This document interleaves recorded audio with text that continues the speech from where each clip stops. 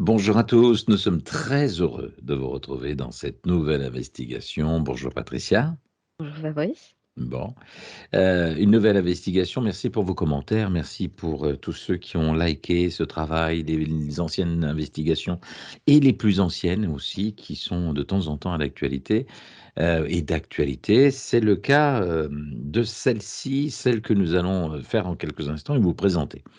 Dans le cadre de cette investigation, les sujets sont vastes, vous l'imaginez. On a dans quelques mois des élections présidentielles en France et pour tous les résidents à l'étranger qui nous écoutent ou qui découvrent en tout cas ces investigations, les nôtres ou d'autres, souvent on se pose la question de nos origines. Et vous allez voir qu'à travers de cette investigation, on défend nos origines, on défend nos valeurs, on défend une idée d'être, une racine peut-être.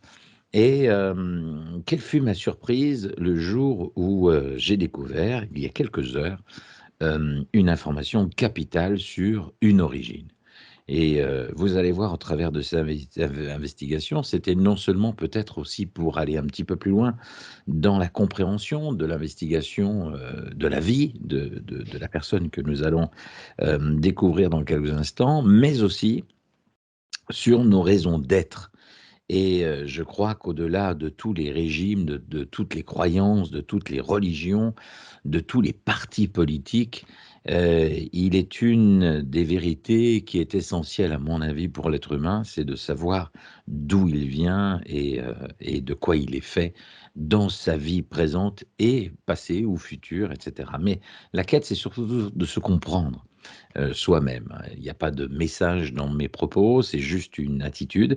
Et quand j'ai découvert cette information que je vais vous partager dans quelques instants, je trouvais que c'était intéressant de mettre le doigt dessus sur toutes ces valeurs, ces convictions que nous avons les uns et les autres et pour lesquelles nous nous battons.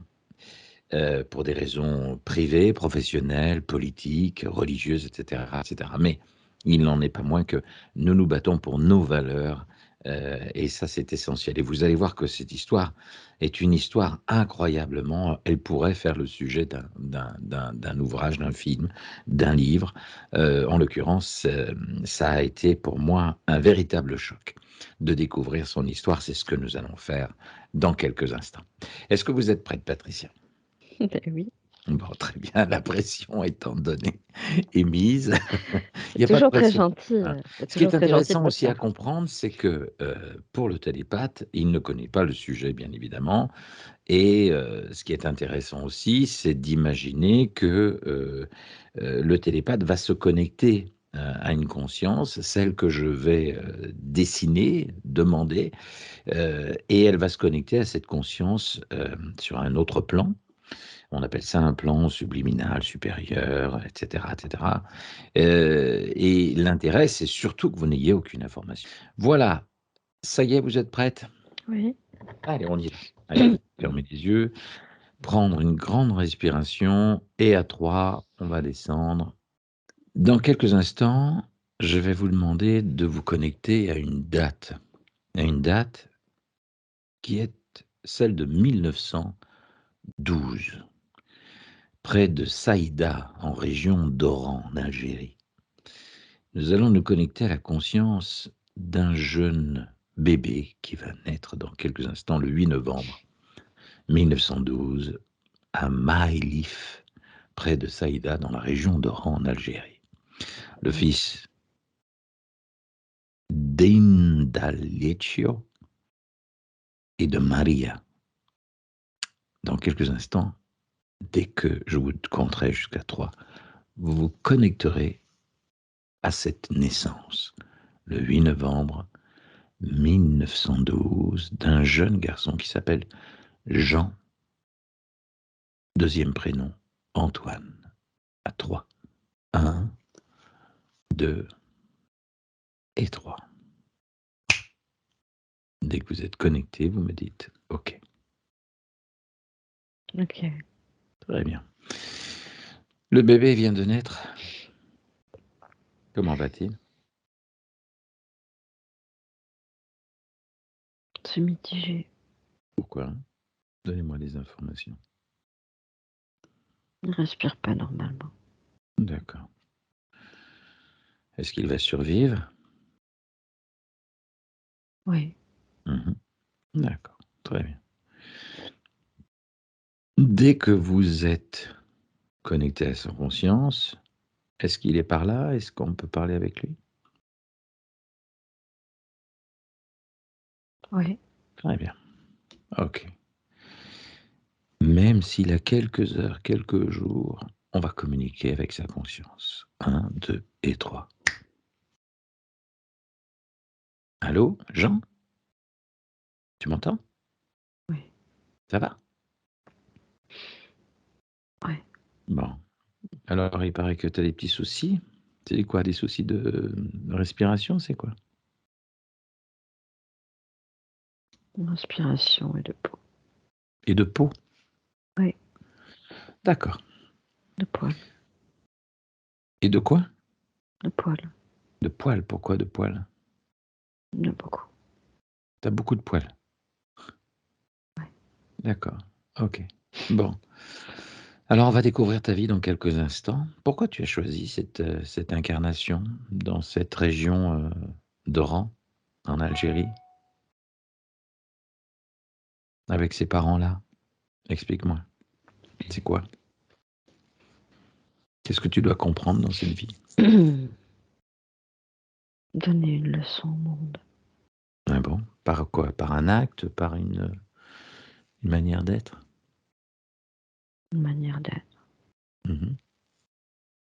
D'accord. Bon, je vais te demander juste de laisser Patricia reprendre la main. On va se déconnecter et on se retrouve plus tard. Un, 2, 3. Patricia, déconnecte. Patricia? Mm. Tu comment il est ce petit garçon? Bizarre. Bizarre, pourquoi? Il est perçant. Mmh. Il a une forme, il a une forme bizarre. Mmh. Il est Pourquoi? C'est quoi bizarre. ça? C'est quoi? C'est sa tête qui est bizarre? Il dégage quelque chose de particulier. Mais d'intéressant ou de répugnant? Pas répugnant. Mmh. Ah, intriguant. Mmh. D'accord, et ce petit garçon va avoir une vie assez particulière. En fait, ce petit garçon s'appelle Jean-Antoine Cazorla. Alors c'est assez bizarre parce que vous savez que je m'appelle Fabrice Cazorla et en découvrant, heu, cette, entité, cette origine, Jean-Antoine Cazorla, j'ai eu comme une envie d'aller plus loin dans les recherches parce que ce garçon est né effectivement, à Oran, là où mon grand-père a fait son service militaire et vous allez voir qu'il y a des similitudes assez impressionnantes. Jean-Antoine Cazorla et plus précisément Jean Cazorla est né de parents, d'Indalecio et de Maria Rius, son épouse. De 1923 à 1928, il va effectuer 3 années d'apprentissage à Oran. Il va travailler, grandir là-bas. Il va se déclarer comme ouvrier peintre euh, dans les jeunesses communistes en 1930. Et en 31, il devance l'appel et va effectuer 18 mois de service militaire au 2e régiment de hussards à Tarbes, dans les Hautes-Pyrénées. Et il va accéder au rang de caporal-chef. Il est sergent dans la réserve. Et à 3, on va se connecter à cette période en 1931, à l'époque où il est sergent dans la réserve. Un, 2 et 3. Et dès que vous êtes connecté, je m'adresse à Jean. Jean? Jean, tu Oui, m'entends?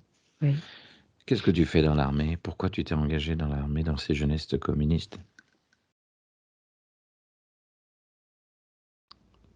Pour l'idéalisme. Mhm. Qu'est-ce que tu défends? L'idée du communisme? Du partage? C'est ça? Le partage, oui. Mhm. Et qu'est-ce que tu fais? Le fait d'être gradé, ça te donne quoi comme sentiment? D'humaniser d'humaniser le regard sur mes subalternes. Mmh.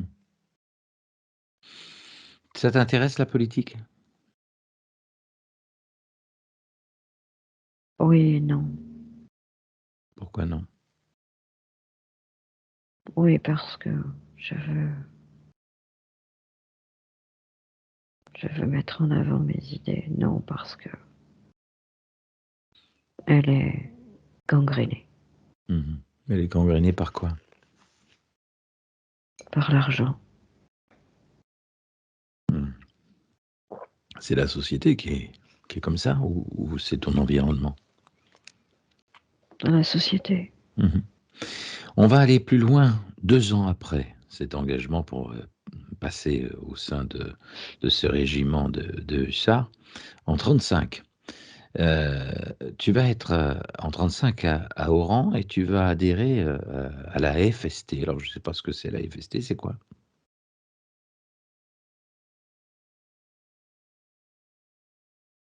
C'est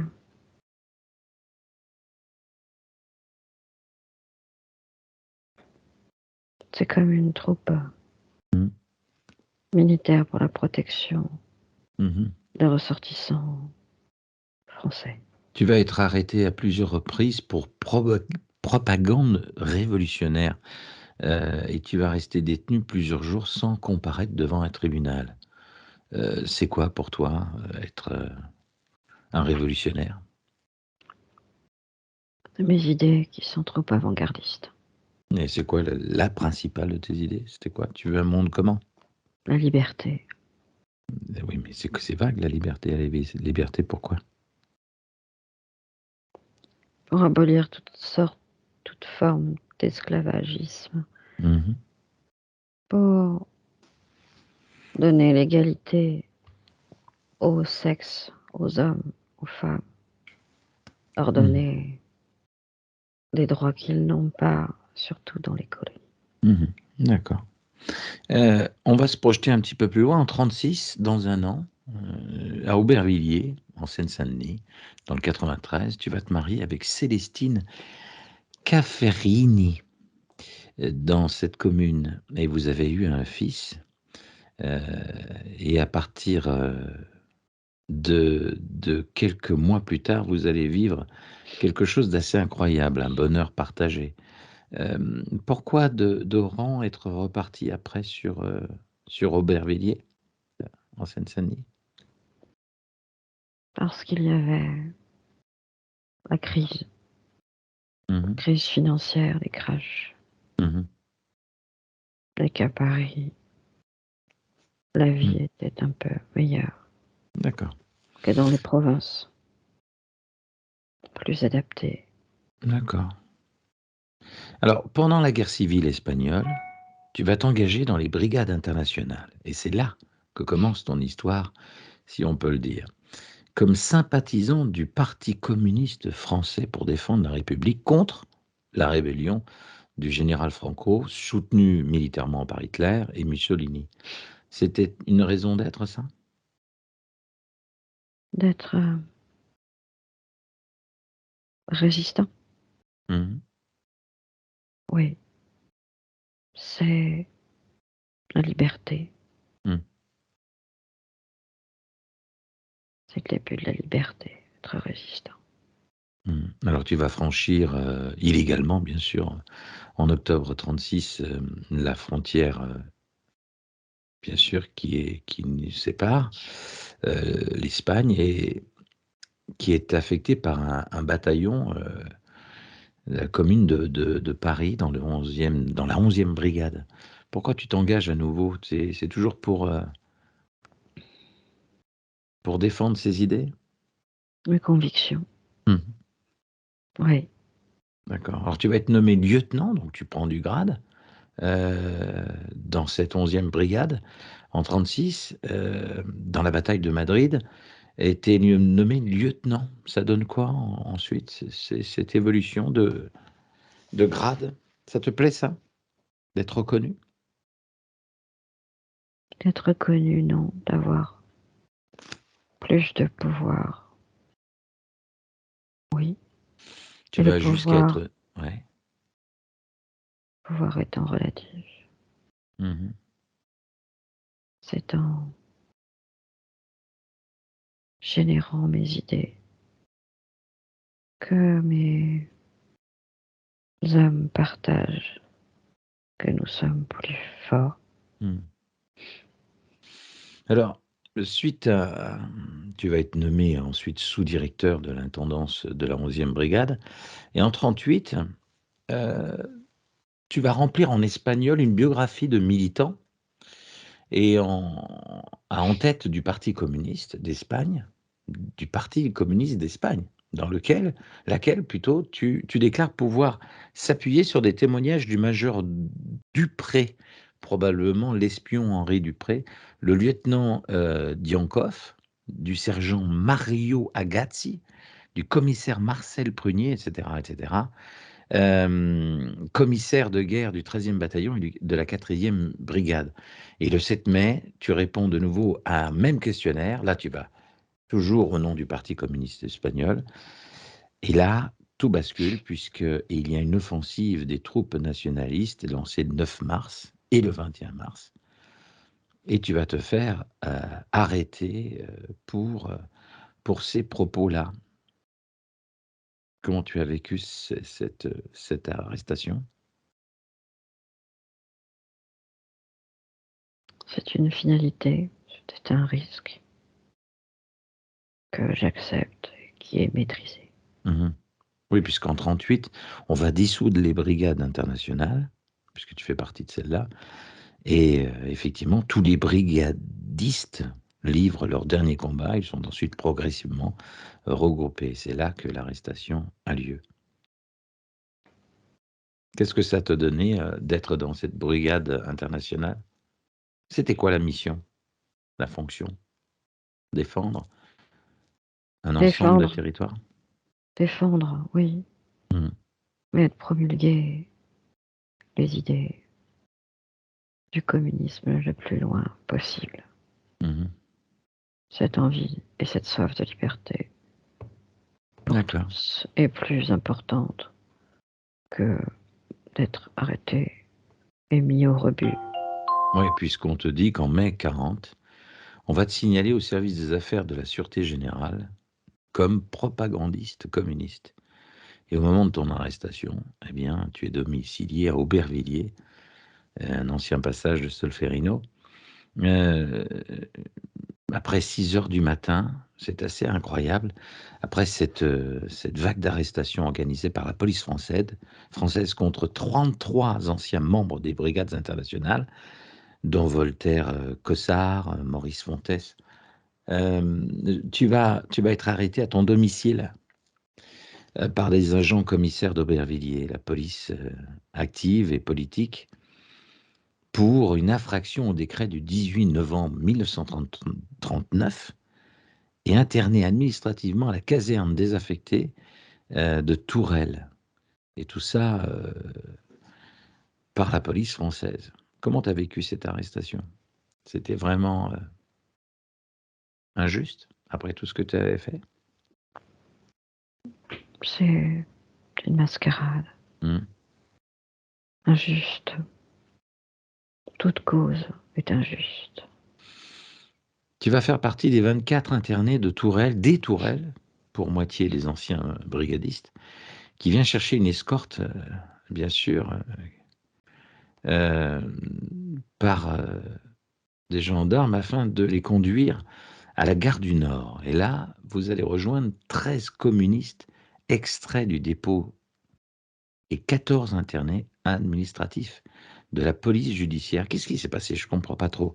En fait, on a démantelé le réseau des anciens militaires internationaux ou de cette brigade internationale.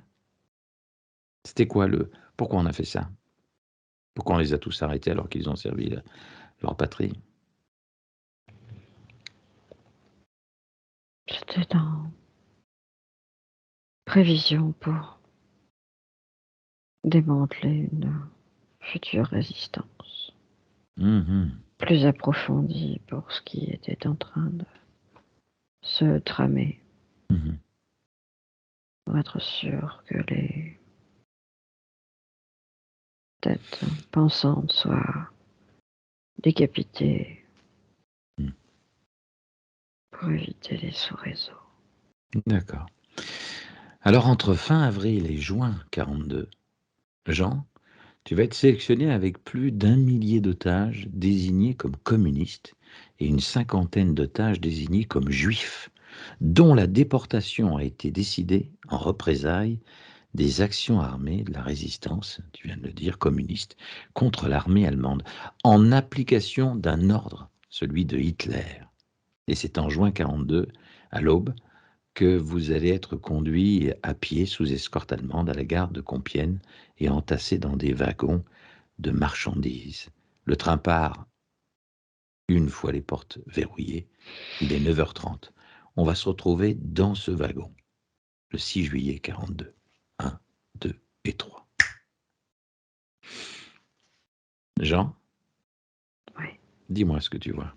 Tu es dans ce wagon, et il est 9h30, les portes viennent de se fermer.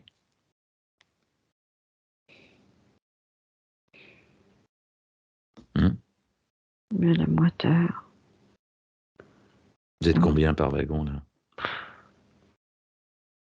60 à peu près. Mhm. On est serré. Pas plus. Certains pleurent, Mhm. d'autres viendront. Mhm. L'étape suivante, c'est déjà une torture morale. Mhm. Mais on sait déjà que c'est bientôt la fin. Le silence est glacial malgré la chaleur. Mhm. Il y a que des juifs ou... Parce que toi, tu es juif ou pas? Non? Non, Il y a des réfugiés, il y a pas que des... Il y a des juifs aussi? oui, Il y a des enfants? oui. Le voyage va durer 2 jours et demi. Et vous n'allez pas être ravitaillé en eau. Et tous les déportés vont souffrir, bien évidemment, de manque d'eau, de la soif. Et le 8 juillet, tu es enregistré au camp souche d'Auschwitz, sous le numéro 45 345. On a retrouvé cette photo et ton identité. Après l'enregistrement, les 1170 personnes qui figuraient dans les wagons sont entassées dans 2 pièces, nues, au bloc 13, où vous allez y passer la nuit. Pourquoi vous mettre dans ces blocs?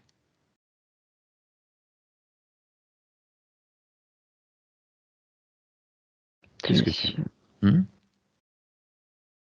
tu es sûr que tu n'as pas une idée de ce qui nous est arrivé. Si, bien sûr. Mais pourquoi puisque le lendemain, vers 7h, on va vous conduire au pied du camp, dans une autre annexe de Birkenau, où vous allez être répartis dans d'autres blocs, les 19 et les 20. Et est-ce que tu vas sortir de ce bloc vivant? Non, Parce que le 10 juillet, après l'appel général et un bref interrogatoire, vous allez être envoyé dans différents commandos et on va vous donner des tâches à faire.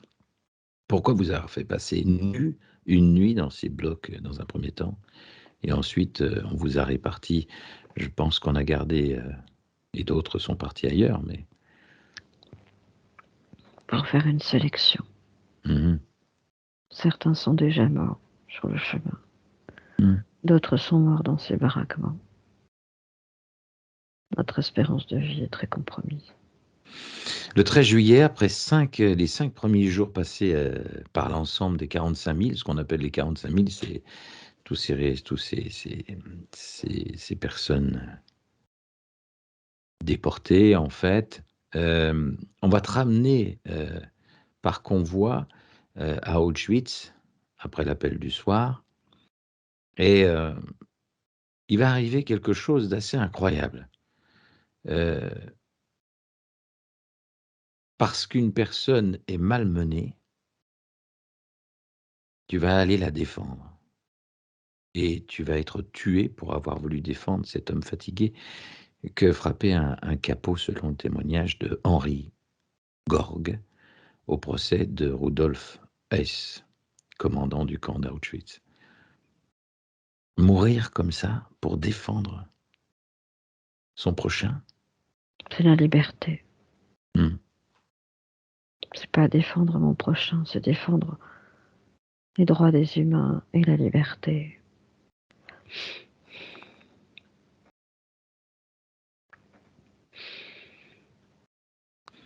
Alors ton nom, Jean Cazorla, est inscrit au monument aux morts d'Aubervilliers, situé dans le système communal, dans un cimetière dédié à ceux qui sont morts pour que vive la France. Les morts sont les vivants, sont des vivants présents dans nos combats.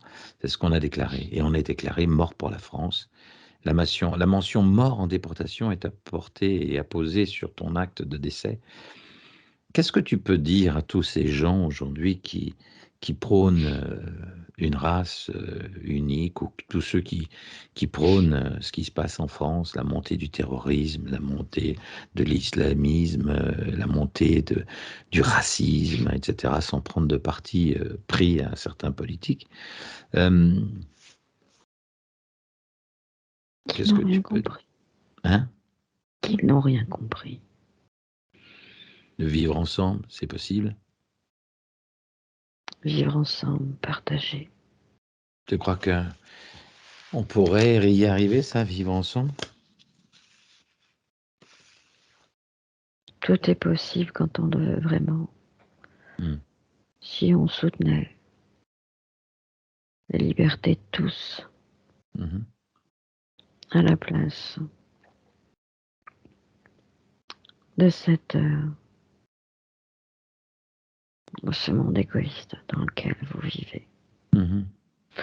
Si on partageait ne serait-ce que quelques minutes de son temps Mmh. pour quelque chose d'idéal, d'idéalisme, Mmh. le monde s'en trouverait changé. Alors tout ce parcours, cette recherche, cette vie, pour arriver et finir avec une balle dans le dos parce que tu défendais, un pauvre homme qui était fatigué et qu'un caporal allemand, a pas supporté que tu viennes en aide à ce brave homme. Ça te donne quoi en fait? C'est une colère que tu gardes en toi? Bien sûr que non. Est-ce que tu t'es réincarné depuis? Je me réincarne dans toutes les idées Mmh. qu'on peut trouver aujourd'hui grâce à des gens comme toi Mmh. qui font ressortir ma mémoire de cet enfer qu'on a tous connu Mmh. ou qu'on connaît à travers les livres d'histoire.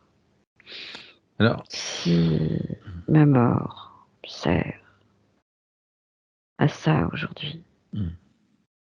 c'est comme tu le dis, souvent un devoir du souvenir.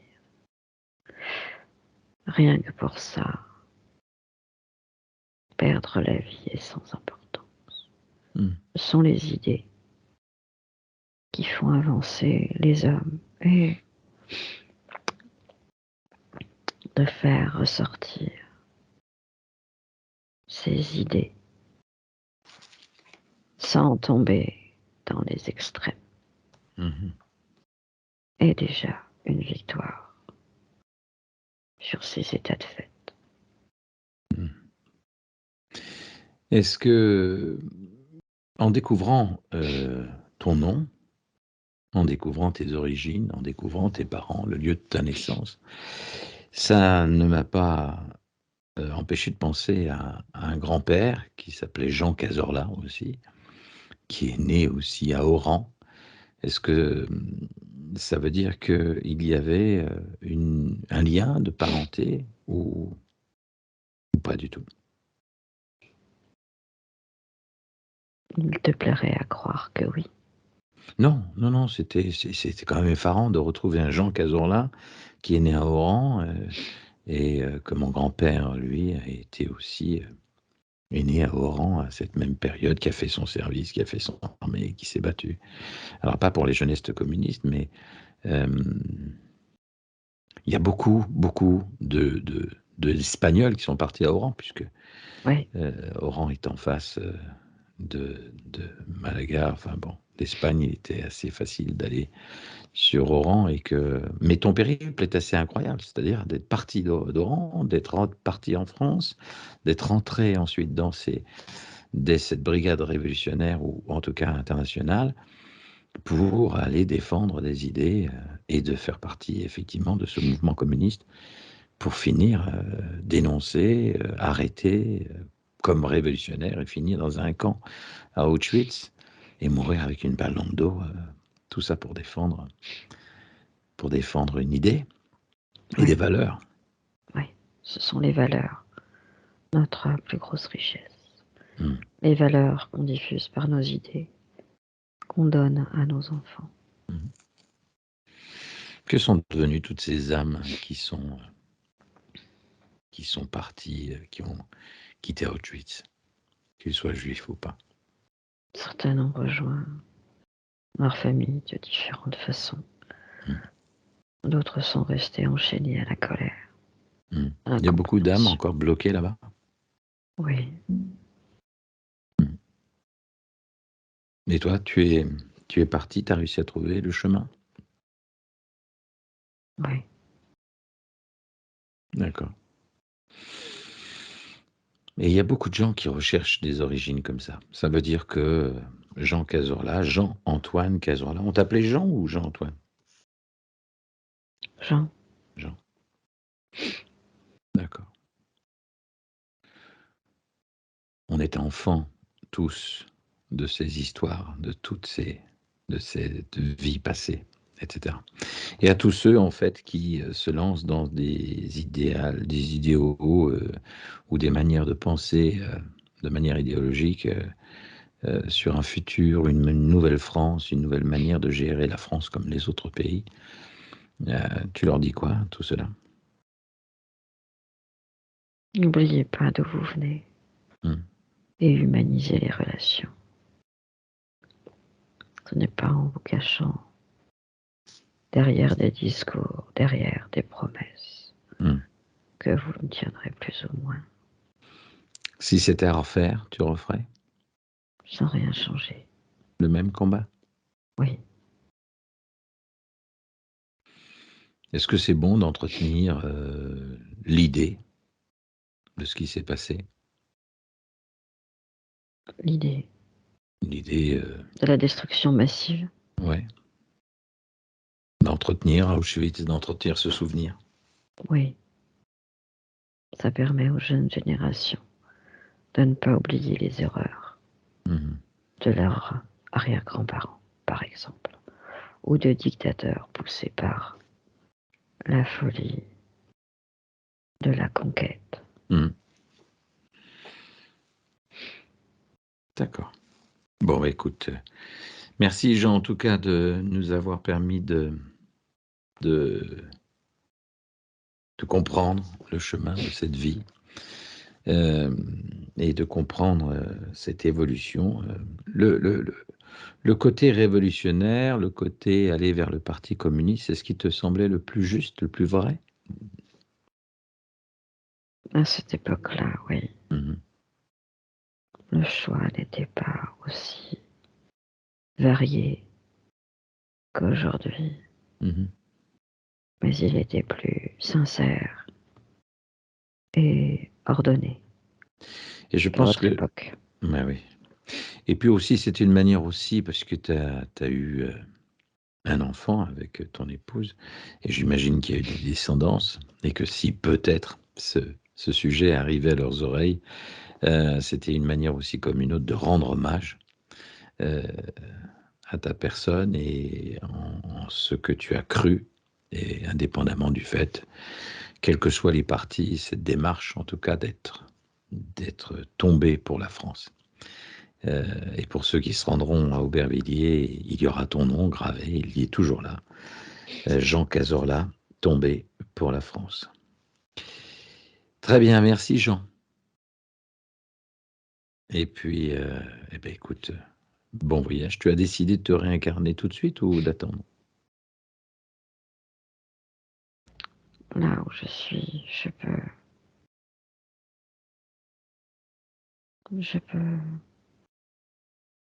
diffuser plus librement Mhm. mes idées, instiller le doute D'accord. chez ceux qui veulent la guerre. Mhm. D'accord. Ok Jean, eh bien merci et puis merci pour tous ces témoignages. Et à bientôt. Vive la liberté. À bientôt. Allez, à 3, je me reconnecte à Patricia. 1, 2 et 3. Patricia, déconnecte. Déconnecte. Patricia, déconnecte. Ça va, vous êtes là? Ouais. Bon. Comment ça va? Comment vous avez ressenti tout ça? C'est pas un cadeau. Pourquoi c'est pas un cadeau? Parce que Mhm. parce que les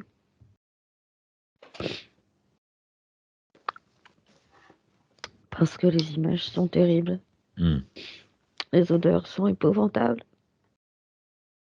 Tout ça au nom d'un idéalisme déplacé et de l'avidité d'un fou.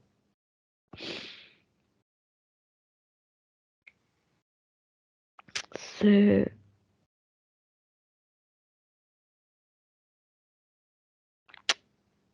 Les images sont plus dures que ce qu'on peut imaginer. J'imagine.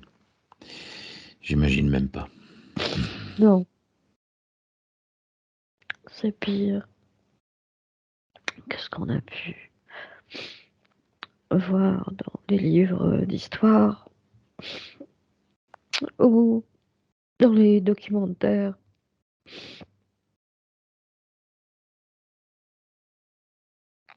Ok. Mais Oui. grâce à des gens comme lui et à leur entêtement, on est ce qu'on est aujourd'hui. Mhm. Jean Cazorla. N'oubliez pas ce nom. Jean Cazorla. Incroyable. Né et décédé le 8 juillet 1942. Alors, certains écrits nous racontent que c'est en août qu'il sera déclaré mort pour la France, mais effectivement, c'était le 8 juillet, d'après les, les, les déclarations du camp d'Auschwitz. C'était le 8 juillet 1942. Jean Cazorla, Jean-Antoine Cazorla, né à Oran, près de Saïda, dans la région d'Oran, en Algérie. Un petit clin d'œil à tous les descendants et à toutes les familles qui pourront peut-être se reconnaître au travers de cette séance et tous ceux qui se sont battus pour la France. Ne l'oublions pas et gardons ce sentiment de volonté de changer avec un véritable espoir de liberté, d'opinion, d'expression. C'est ça, la démocratie. Et elle coûte très cher parfois. Allez Patricia, on va se déconnecter de tout et de tous. Dès maintenant, vous vous déconnectez totalement. Vous allez réintégrer votre corps. On peut ouvrir les yeux, déconnecter de tout et de tous. Maintenant. Ah, ok. Bon, ça va? Ça va. Bon, quelle histoire. Oui, Hmm. quelle Qu'est-ce qui vous histoire. a ému le plus? C'est son passage dans certaines zones ou... Non, c'est les enfants. Si? Les enfants. Ouais. Et l'odeur. Mhm. L'odeur est terrible. Dans les trains et dans les blocs? Non, les trains, ça va. C'est dans les camps. Mmh. D'accord. L'odeur est épouvantable. Mmh. Il ressemblait à quoi ce Jean Cazan-là? Quelqu'un d'assez émacié, Ah, mais c'est quoi? toujours émacié, Mmh. très creusé, un peu typé, mais pas tant que ça. Le voilà. Regardez.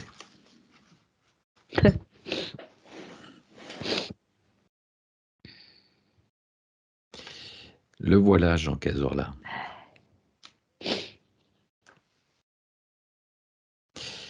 Bien. Eh bien, écoutez, à partir de maintenant, on va pouvoir revenir ici et maintenant, en vous souhaitant en tout cas une belle journée, ma chère Patricia. Merci. Hein. Je vous avais prédit une séance un peu particulière. C'est incroyable quand même de retrouver un nom comme Jean Cazorla, qui est né à Oran, comme mon grand-père, dans les mêmes périodes, qui a fait son service militaire, les 18 mois, qui est parti ensuite sur des jeunesses révolutionnaires ou des jeunesses communistes, pour finir comme ça dans ces camps, alors qu'il n'est pas juif, pour mourir comme ça, c'est assez incroyable. Tout ça au nom de la liberté. Bon, ben merci pour vous être prêté à cette séance de régression ésotérique. Hein. Et puis, pour tous ceux qui nous regardent, voilà, cette investigation est aussi pour rappeler que on peut se connecter par télépathie avec un télépathe et donc on peut travailler sur une autre dimension avec des consciences décédées ou vivantes, hein, encore une fois, pour autant que nous ayons leur acceptation et que nous ayons fait un travail nécessaire. Ne vous aventurez pas à faire tout et n'importe quoi en régression parce que, voilà, il y a quand même certains risques qu'il faut respecter. Voilà, merci en tout cas de votre attention. Prenez du plaisir à découvrir ça. C'est pas simplement qu'une séance de régression, c'est aussi comprendre, là, au travers de cette séance, deux choses, et à la fois comment on peut aller se connecter, mais également comprendre que nous vivons et que nous avons cette chance de vivre dans un monde assez libre encore. Alors, préservons-le, ce monde. Sur ce, je vous souhaite une belle journée, une belle semaine, et je vous dis à très très vite, dans 15 jours. À bientôt. Merci Patricia. www.hypnose-enchanté.fr. Ah bon, vous êtes sûr? Ah oui, j'en Bon, suis sûre. j'irai voir ça. À bientôt les amis. Au revoir.